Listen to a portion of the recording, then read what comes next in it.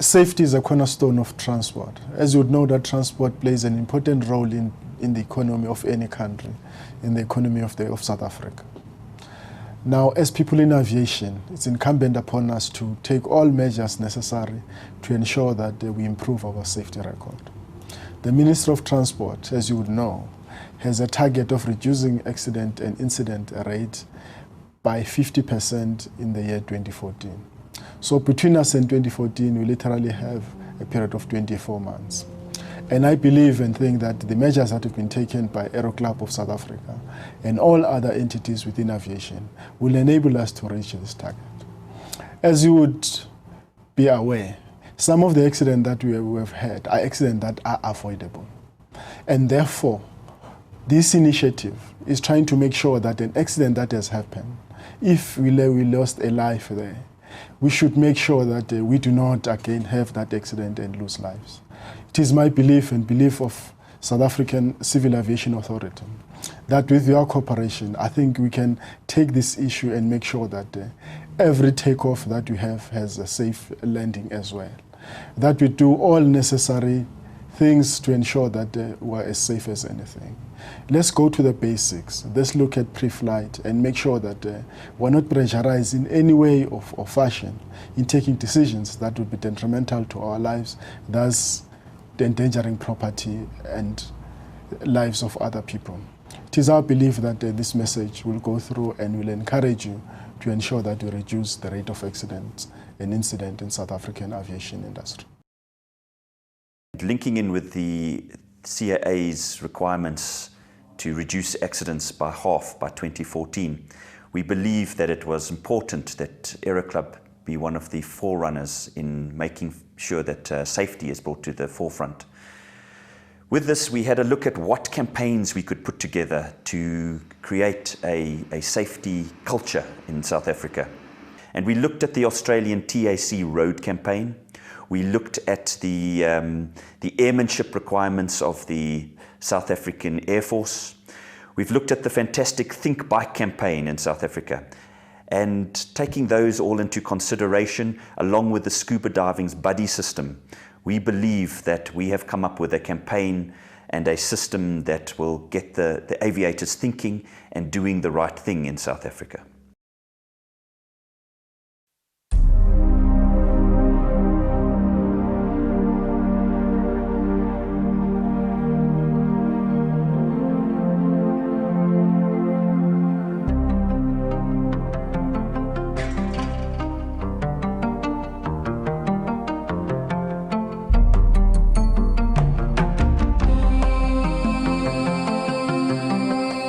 I arrived late and was rushing.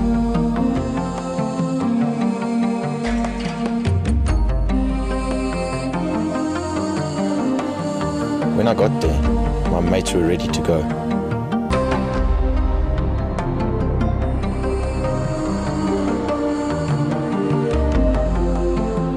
My microlight was already pushed out.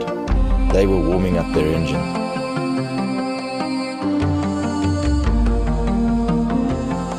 I had just enough time to jump into my suit and pull on my helmet.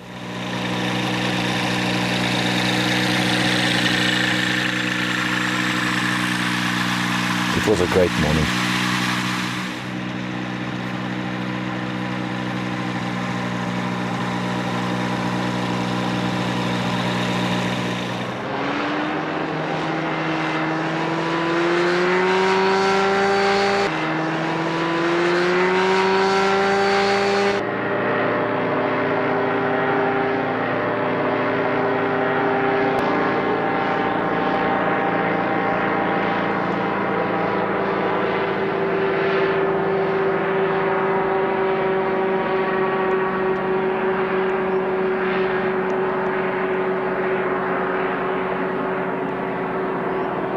We started fooling around and ended up skimming the river.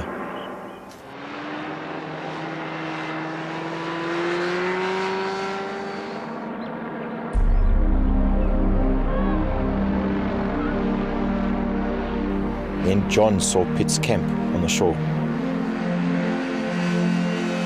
Hey, there's Pitts. Let's buzz him.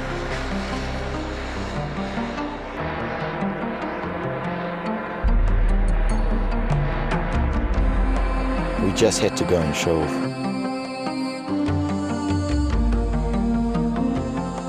I know the bridge was there, but the fog, it was too thick. I never saw the bridge.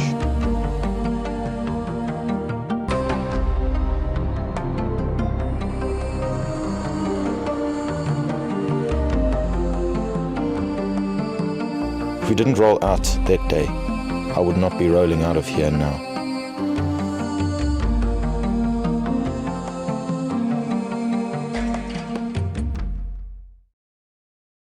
Up until now, the authorities that look after aviation have come up with measures to improve safety. They have improved the regulations. They have added more restrictions in airspace. They've come up with enforcement models. They appointed more oversight officials and more inspectors. And we know from statistics that there was only limited success in these endeavors. Accidents are still caused by low flying, by power lines, by people running out of petrol.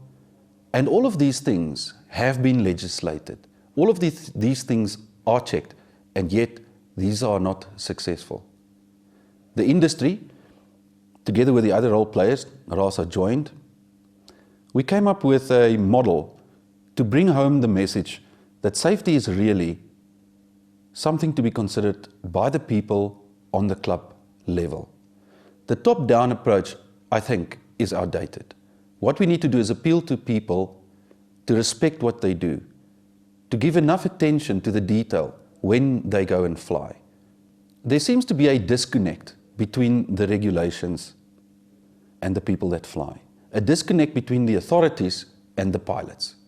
Somehow, the pilots believe that if they can sidestep the authorities, if they can sidestep the Civil Aviation Authority, that they'll be okay, that they'll be safe. This, in fact, is not the case. We know from all the accidents that we've seen that it was poor airmanship that sits at the heart, a lack of care, a lack of duty to care. This safety campaign is an effort to address exactly that. This safety campaign is hard-hitting, it tells it as it is, and we expect people on the ground, at the airfield, at club level, to embrace this opportunity, to look after your fellow aviator, to care for the guys you love, you spend time with, to look out for each other. Your attitude is what makes you a safe pilot. You are your brother's keeper. You have to look out for each other. We all make mistakes, and some of the pilots that are sharing their mistakes on this video are doing so to help us not make similar mistakes in the future.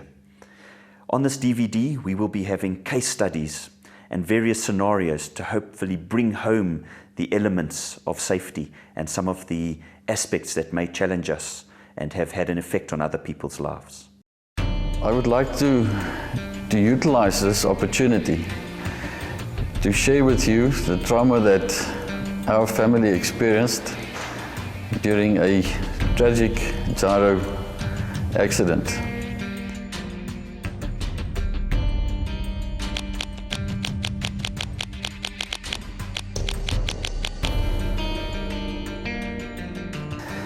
It actually happened on the 18th of June 2011, and it was very traumatic. And if what I just share with you today can save just one life, it will be absolutely worthwhile for me talking to you.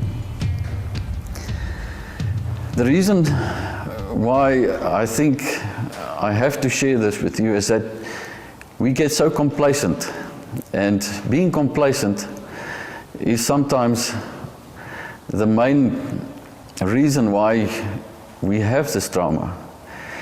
And I want to start off by telling you that all the excitement that we have, and as family, how we are together. And the one thing that we would like to share is I'm a pilot. My wife that tragically died, she was a pilot. My eldest son is a commercial helicopter pilot, so we are a flying family. It all happened the day on the 18th. We were at All Days fly in. And the morning that it actually happened, we were all very excited because we're going to share a little bit of the bushveld. And we didn't fly with our gyros, so we were passengers. What basically happened, we were in a formation takeoff at the airfield, and we were en route to fly the river. And we were 5 gyros in formation, taking off, and we turned left-hand crosswind. And after we turned crosswind, we were in the first gyro in front. And basically, we heard a mayday call, and the pilot, during the mayday, said that he has to do a landing. He lost a door. And when we heard that, we basically turned around, and turning around, we saw what happened. And what happened was that the emergency landing was, as it was to be executed, there was a power line over the road, and the gyro flew through the power line and had a very hard landing. And basically, the gyro exploded on impact on the ground. We then went to the airfield, landed at the airfield, and we rushed off with high speed to the accident. And being at the accident, I saw the horror of my wife being in this whole scenario. The emergency workers took over, and basically they were escorted and airlifted to the hospital. And from the hospital they were airlifted again to Johannesburg. But unfortunately, the pilot and my wife passed away approximately 48 hours after the incident. My wife and I started flying in 2002, early 2003. Basically, we did our training together, and we actually enjoyed our flying where we stayed.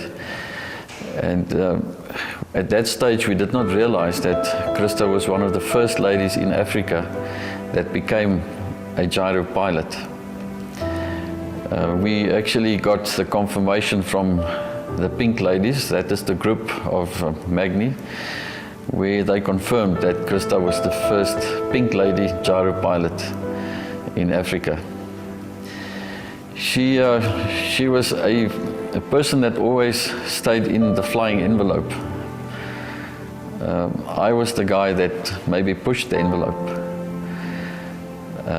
But I just want to say, after this, I don't like pushing the envelope, because the incident and the trauma is not worth it. Christa also was with me, and fellow gyro pilot Gerard Roux, the 3 persons that did an advanced gyro training course in the Cape. And we basically got our advanced gyro wings on the evening before the incident. She had approximately 237 hours on the gyro, and as I said before, a person that always flew safe. What happened after the accident was basically it was very difficult for me to go back and fly my gyro, which I did not do for at least 2 months. But I was fortunate enough to be invited by friends in the Cape, which gave me their gyro and said, go and fly. And I did fly. I flew to Hermanus, I flew Cape Point, and there I realized, you know what, this is why me and my wife flew, because flying is a wonderful experience. That is why we enjoyed it. And flying alone, I realized it is unbelievable to fly. And I'm enjoying it. I'm flying again. And I'm doing it as a tribute to my wife. And the only thing why I say that is that if you do it safe, I think it's the best experience that anyone can have, is to fly.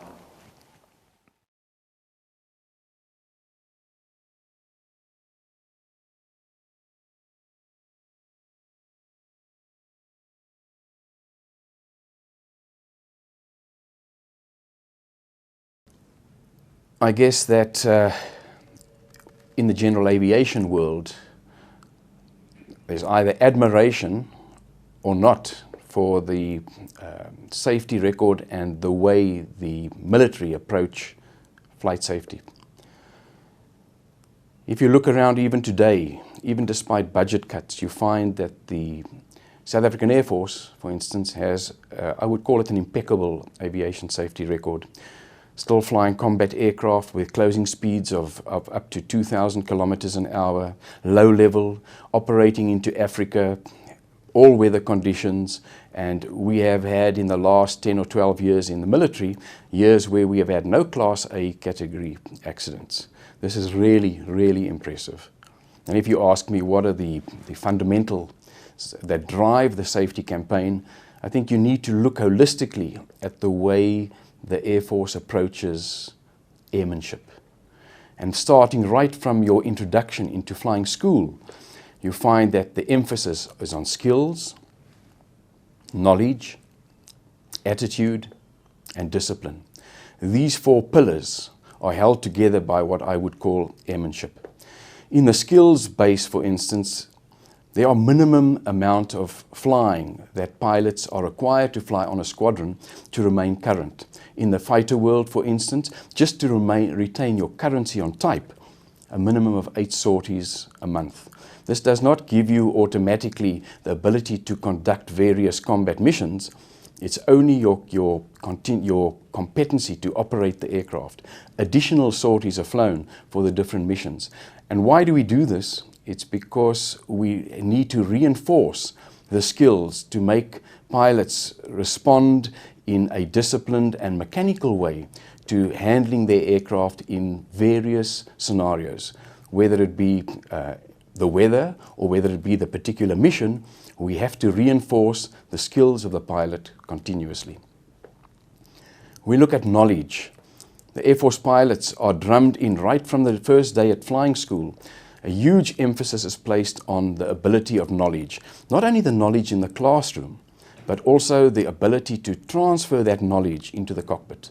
Unless you do that, all the hours you spend studying for exams, writing exams, are wasted. And this is where a good instructor comes in, is the ability to take that knowledge and convert that into hand-eye coordination, judgment skills of a pilot in an aircraft. So we've done the skills, we've done knowledge. Let's have a look at attitude. Attitude, many people will give you different definitions for attitude, but in my particular definition for flying, it goes about how you deal with being a professional general aviation pilot. You don't need to be in the airline, you don't need to be in the Air Force. You can be a professional weekend warrior by just ensuring that you control your ego, that you do not use an undisciplined or irrational approach to handling your aircraft, that you comply with universal best practice. All of these are building blocks that would shape the attitude that you have towards being a pilot. And if you don't have attitude, a good attitude, all the skills and the knowledge are of no use to you. And lastly, in the Air Force, of course, and being a military institute, discipline, discipline, discipline. We know what the regulations are. We take punitive measures against people who do not meet the regulatory requirements of a professional soldier. Consider, what is the worst thing that could go wrong in my environment? Am I prepared to deal with that emergency? Do I understand the technicalities of the systems that I'm responsible for. As long as one complies and meets and understands the limits to which you're exposed, what your aircraft's limits are, there's no reason why the general aviation pilot, whatever category of aircraft you're flying, cannot meet the same disciplinary standards that we do in the military. After all, it's a passion. We all do this. You can go to any squadron, you can speak to the pilots, you'll pick up passion. If I speak to general aviation pilots, the passion is there. The secret is to make the passion a safe reality and the ability for everybody to enjoy what they do the most. Because surely there is no greater than passion than aviation itself. All right, so up to now I've given you the 4 pillars that we use within the military. How do you convert this within your particular environment? It's actually quite simple. We are both operating within a regulatory framework. Within the military, it's pretty easy. There are systems, there are big brothers watching you. You don't have that luxury within the general aviation world. So it all comes back to the individual. And if you look at how we deal with this within the airshow community, where we use a buddy system, it's the same in the military. Although we have the structures, the formal structures, we also have a very open and mature relationship where we deal with issues, where we notice that there's an indiscipline or regulatory non-compliance, where you're able to, in a very adult relationship, go to somebody and say, listen, I detect that there's an issue, or whatever the case may be. And the recipient, on the other hand, has to be mature enough to be able to say, thank you, I accept this, and I will work on it. And this is the way that this can be implemented within general aviation. This Fly Safe campaign is one of the platforms that one can use. However, it's not without its challenges. It requires from the whole fraternity to be able to accept criticism and to say, yes, thank you, I hear what you're saying, I'm going to work on this, I'm going to make sure that it doesn't happen again. And that's why the Fly Safe campaign is most probably one of the last mechanisms available to us. We have regulations, we have a regulatory system, oversight beyond what you would require in any average system. It all comes back to us individually and the ability for us to apply discipline and to cross-check to make sure that we eventually live to ripe old ages and have a long-term aviation career in whatever field, military or civilian. So ultimately, legislation or additional legislation, more legislation, is not the answer to our problems. I fully endorse this campaign, the Fly Safe campaign, as one of the mechanisms, one of the last mechanisms we have to really make a difference to aviation safety. You must remember that this is not compulsory, nobody's forcing this on you. This is completely free will, and after 42 years in the Air Force, this is one of the mechanisms that I can see that we can use to make aviation a lot more safe in this country. I appeal to you to give this a lot of thought and buy in and make yourself a part of this campaign. As General Des Barker said, there's a balance between airmanship and regulations. The more we look after our airmanship, the more we can reduce the regulations. And it's that balance that we've got to control. So it's up to us. If there was a lot more concern on the airmanship and on how we fly and the safety, we would find we'd have a lot less regulations. And this is what we've got to get right. This is what we've got to do to reduce the accidents and therefore increase our safety in South Africa.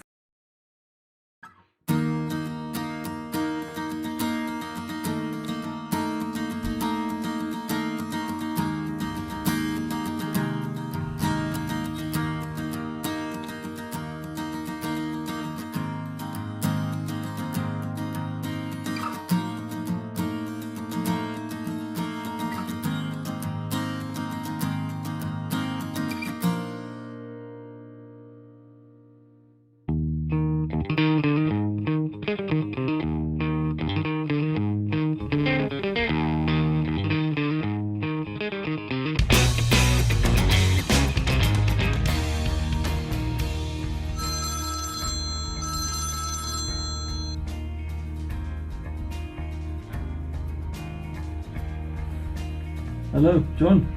Still in bed? No, I had a late night. No, man. Now, come on. Johnny's already here. We're waiting for you. Can't believe it's perfect. Perfect. Okay, I'll see you in a minute. We're waiting for you. Hurry up. Cheers.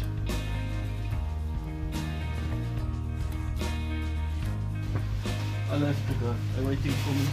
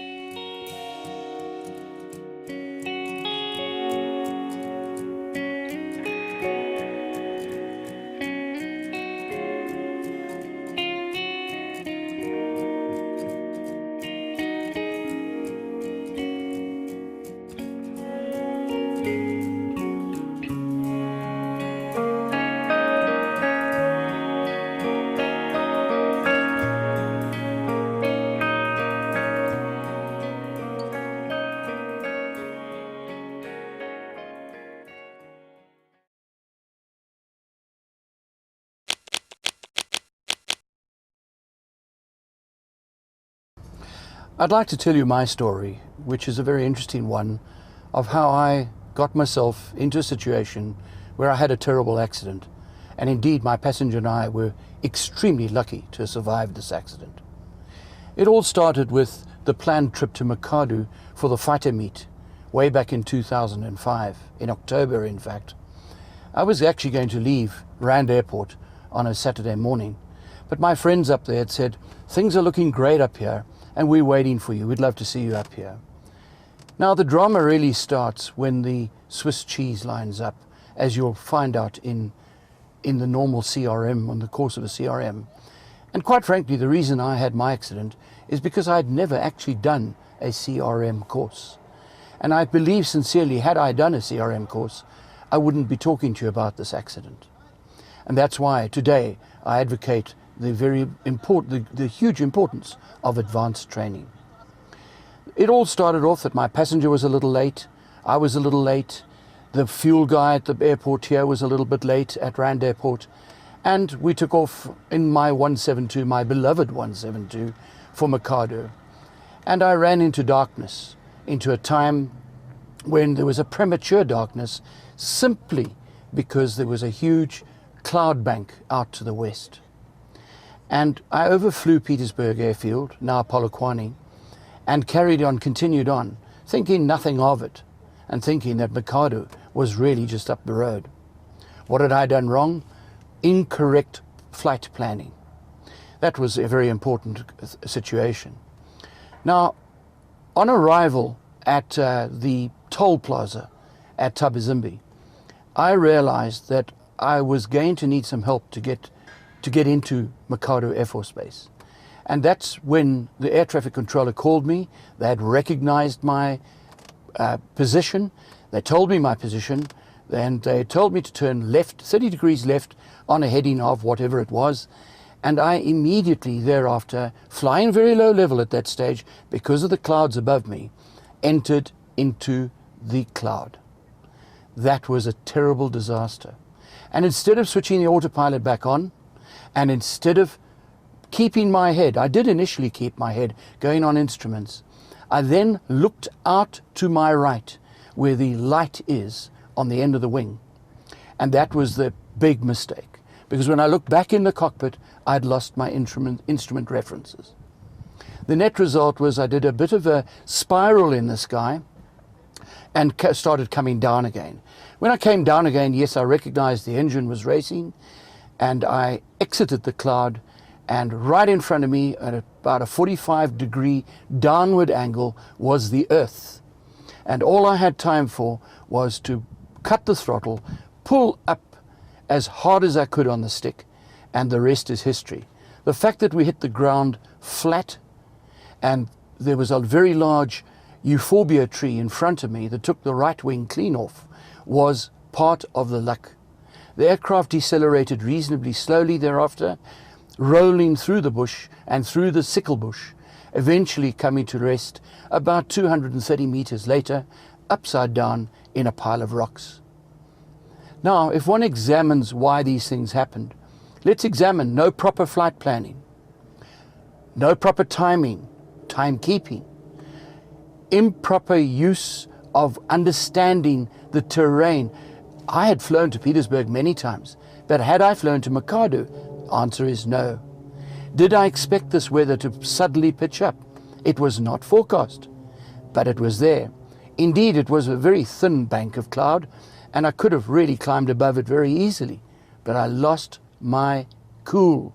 I lost my ability to fly the airplane, and as a consequence, I became a passenger in the accident. A tragic accident which did a lot of damage to my emotions, my time, my future, and thank God both my passenger and I survived this accident, but I lost my dear, beloved 172.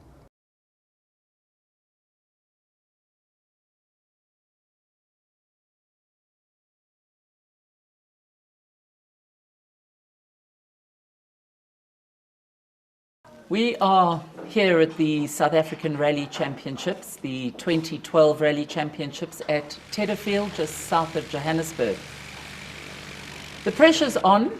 It's a 3-day event, and this particular event is the selection round to choose the South African rally team to represent South Africa at the World Championships in Spain in September. So we've got a lot of teams contending for the top 5 positions. Now, one of our teams, Hans Schwebel and Ron Sturck, have been competing for many, many years. Between them, they have probably competed in about close on 40 international competitions.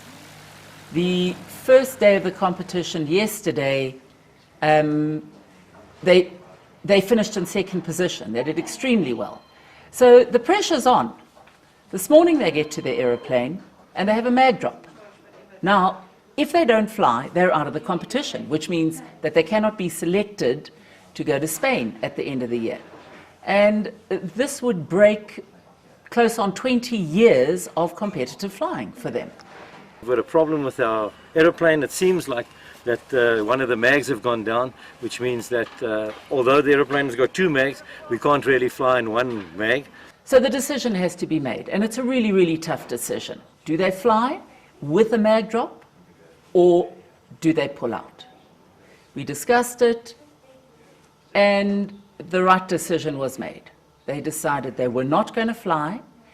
They were instead going to bring in an AMO at great expense all the way from Wonderboom. They've flown him in as we speak.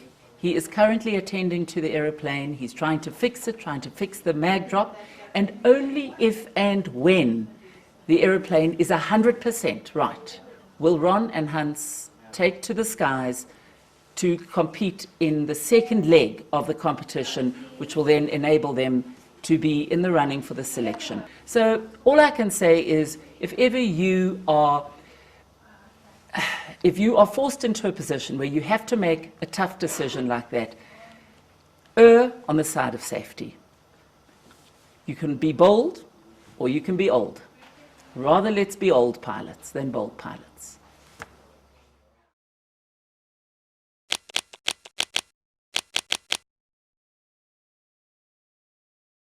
My name's Mike Blythe. I've been flying for 28 years. And you might have heard of some of the exploits that I've had over the years. But I'm not here to talk about that now. I'm here to talk about safety. When I started flying 28 years ago, my instructor said to me that flying light aircraft was as safe as driving down to the cafe. But I started to have a whole lot of accidents. I had about 10 accidents. And one day I had a very serious accident. And I was unconscious for a long time.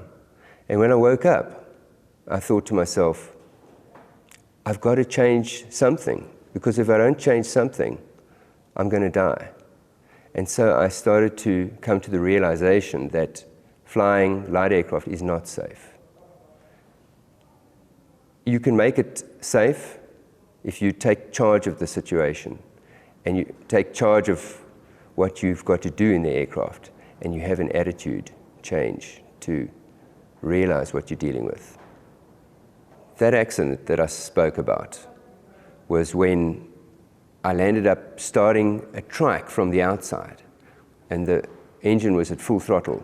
I was dragged underneath, the trike took off with me hanging underneath the trike. And it went up to about 200 foot with me still hanging underneath, dangling underneath. I was lucky I was able to switch the engine off and we came gliding down, and I jumped off at the last minute to save myself being crushed by the trike. And I was lucky. I was lucky. But a lot of my friends over the years have not been lucky. And I've buried a lot of friends over the years. And those accidents happened from pilot error. Guys, some of them good pilots, some of them new pilots, but making silly mistakes, flying into bad weather, flying into power lines, misjudging the fuel quantity left, and having bad landings and crashing, flying in weather conditions that they should never have flown in. And I am absolutely convinced that if they had the attitude that this flying is not safe, they would not have allowed themselves to wander into those conditions that would have resulted in their accidents and cost them their lives. So when I approach my plane, before I get into it and start to do the pre-flights and prepare it for flight, I am extremely aware that I'm about to participate in something that could be dangerous. And I'm more sensitive than ever before of staying away from situations which are dangerous. I stay away from cloud, I stay away from anything. And I think that a lot of people that have died over the years have been aware of them, that they're wandering into something that could potentially turn out badly.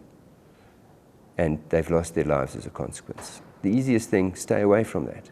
So now I design and manufacture and sell the Sling aircraft here in South Africa. And we spent a tremendous amount of time making the plane strong and safe with great handling characteristics. And I don't want to see anybody get hurt in any of these planes or have any kind of accident. And that's why I support this Fly Safe campaign, and I appeal to everybody, every pilot, to support it.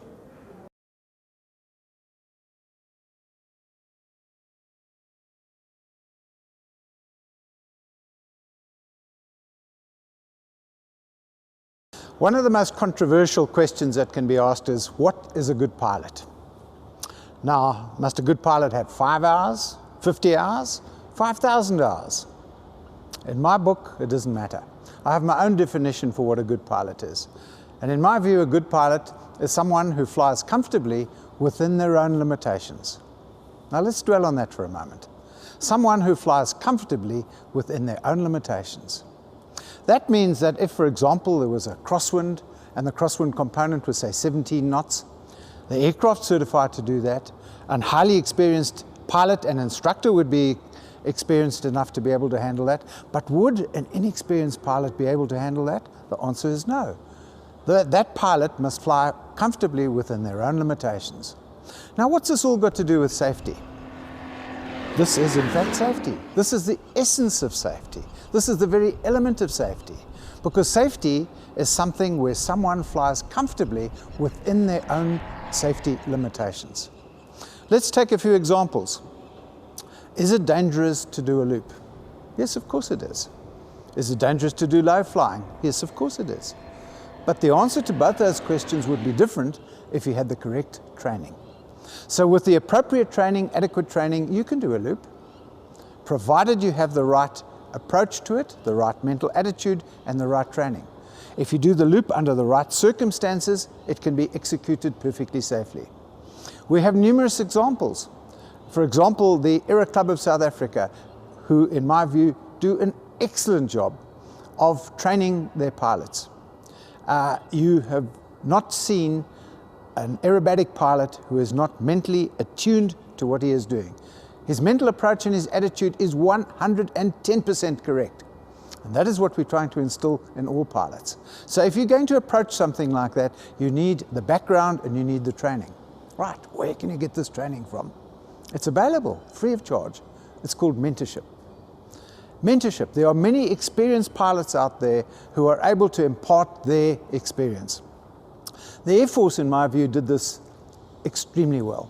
You would have a structure where you'd have a highly experienced instructor, possibly even Second World War or something like that, who would come down and teach the young students. That used to be exactly the same in the flying clubs.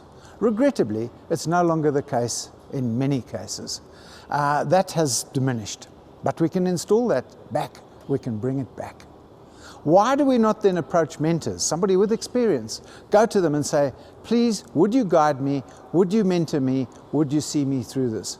Mentorship's important. After all, you were young once, you had parents. Your parents told you what to do, how to do it, how to execute it, and you grew up all right, I take it. We have a situation in aviation where it is highly disciplined, but we've got to harness that discipline. We've got to manage that discipline, because within that discipline there are risks, and we have to manage those risks. And if we do that, the fun emerges. We can have fun, we can do it safely, and we can do it very, very well. One of the privileges I have with my great age is, having been trained in the South African Air Force, I have the privilege of still being able to fly in the South African Museum. where I fly with very, very experienced pilots. None other than General Des Barker and many of the other generals on the helicopters. They're all highly experienced pilots. What do? We go and we fly vintage aeroplanes. And what do we try and do? We try and show the public and the generations what these aircraft are all about. Do we go there to show them what hotshot pilots we are? If we did, we'd be wrong. We'd be missing the mark. No. In fact, quite the opposite. We go there to make sure we fly comfortably within not only our own limitations, but those of the very aeroplanes, the precious aircraft that we fly. How do we monitor that? What do? We have a system of peer review. We monitor each other. Whether you are a lieutenant, a captain, a general, it doesn't matter. When one of us go up and we do a display or a show in the aircraft, there is no ego involved whatsoever. We will go down and we will discuss the sequence or the display with the incumbent pilot. And it would go something like, General, I noticed that your show was a little too far to the crowd. Is there a reason you do that turn immediately after the bank to the left? And we would discuss it. If we didn't like something, we would be quite pointed and we would point it out and we would say so. So what do we call that? We call it peer review. What are we doing? We're looking out for our buddies. The rank structure disappears in a situation like that, and we are equal pilots, and we go about the job of trying to review our peers and make sure that they are flying safely. The best message I can give you is get a buddy. Do the same thing. Ask your friends to have a look at your flying. If you take them for a flip, come and land and ask them for critique on it. Get yourself a mentor to make sure that you too can have somebody watching over you. Embrace our safety campaign. That's what it's about. Take the safety campaign to heart. Help us bring it out to the flying public. This campaign is not compulsory. It's not mandatory. You want to be part of the Fly Safe campaign because you want to be a safe aviator. This is important. What we would like every aviator to do, we want you to display the Safety First sticker on the back of your vehicle. We want you to wear the Safety First badge on your flying suit. We want you to be proud to be part of this campaign. So it's up to you to make yourself visible so that other aviators can approach you and you can approach them on safety issues.